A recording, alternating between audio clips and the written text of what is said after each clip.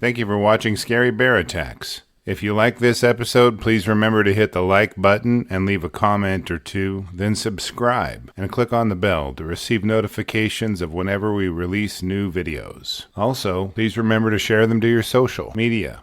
Welcome back to Scary Bear Attacks.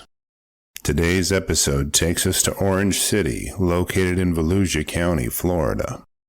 It's characterized by its warm climate and lush vegetation, providing an ideal habitat for a variety of wildlife, including the Florida black bear, known as Ursus americanus floridanus.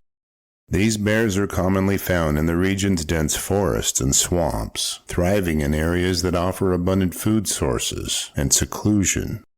Something interesting about black bears in Florida is that they are a distinct subspecies.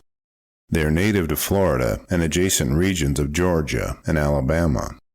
They typically have a black coat with a brown muzzle and a white chest patch known as a blaze. Florida black bears are smaller than their cousins in neighboring states, with males weighing up to 400 pounds and females being much smaller, weighing between 125 and 250 pounds. Bears in Florida tend to eat more plants, such as acorns, berries, fruits, insects, and smaller prey animals than bears in the rest of the nation.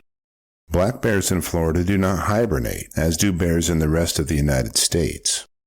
Generally, bears hibernate due to a lack of food, and due to its warm climate and abundant wildlife and foliage, Florida never fails to offer the bears enough food. The exception to this behavior is females with cubs.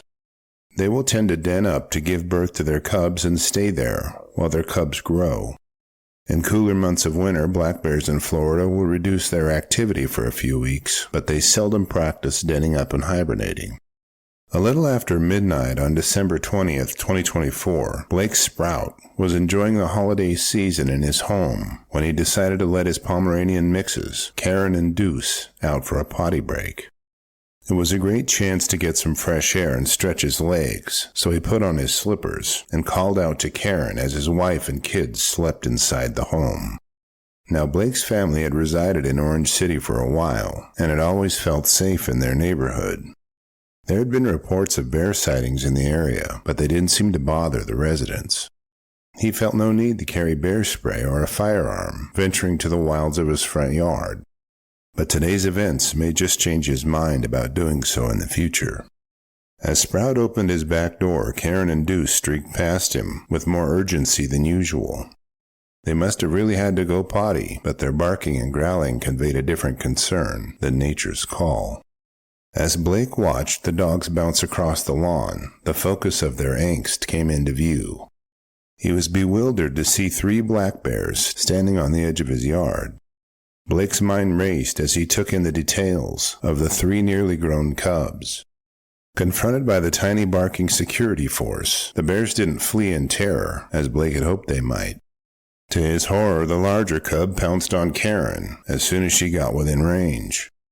The 10-pound canine was dwarfed by the bear's massive head as she yelped and squirmed in its jaws.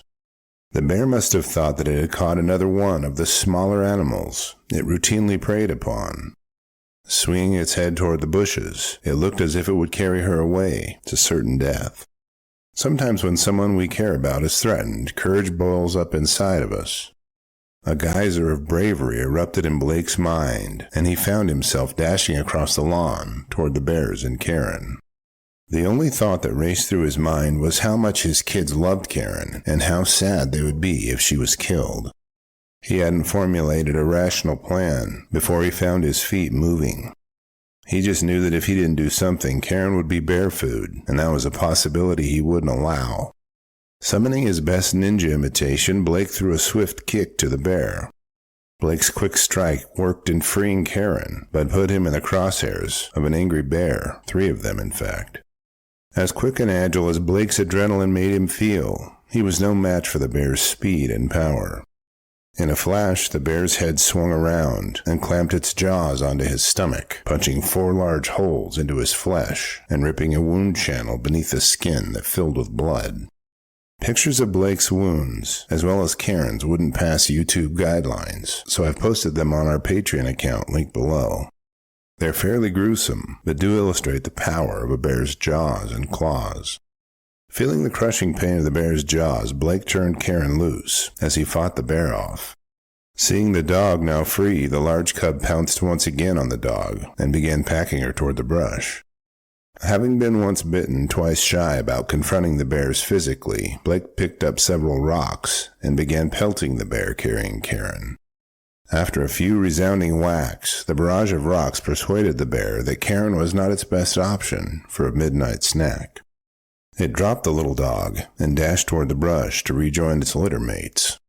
Following the bear's departure, Blake roused his wife, and they rushed Karen to the veterinarian's emergency room. The vet couldn't patch Blake up, so he was taken to the hospital, where he received stitches to close his wounds and a round of rabies shots to make sure he wouldn't contract the illness. Karen received stitches and a port to direct fluids out of her wounds. Though battered, bruised, and bitten, both Karen and Blake are expected to make a full recovery from their wounds. Regarding the sow and her 3 cubs, wildlife officers set out covert and snare traps to round them up. Although the sow and 2 of her cubs were not involved in the attack, all 4 bears were relocated to a more remote area.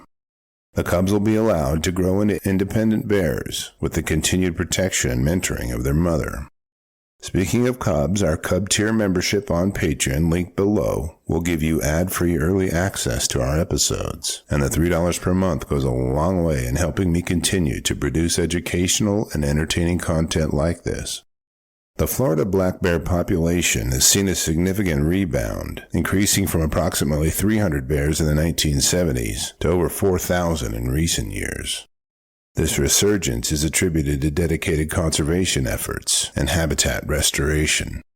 However, as bear populations grow and human development expands, interactions between bears and humans have become more frequent. In 2022 alone, there were 7 reported incidents of physical contact between black bears and humans in Florida, the highest number recorded since 2006. After reviewing the facts surrounding this episode, I'm left with a few questions for you. As the Florida black bear population continues to recover, what measures can communities implement to safely coexist with these animals? Should Florida communities introduce hazing programs to drive bears from neighborhoods and communities?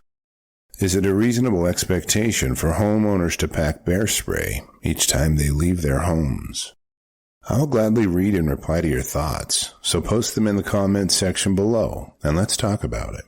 Thank you for watching Scary Bear Attacks. If you've enjoyed this episode, please consider clicking on the like button and clicking on the bell icon. We'll help you know when we post our new episodes. Posting our video links to your social media profiles furthers awareness, and it's fun. We slashed our prices in our merch store, linked below, so check out the bargains there while you shop.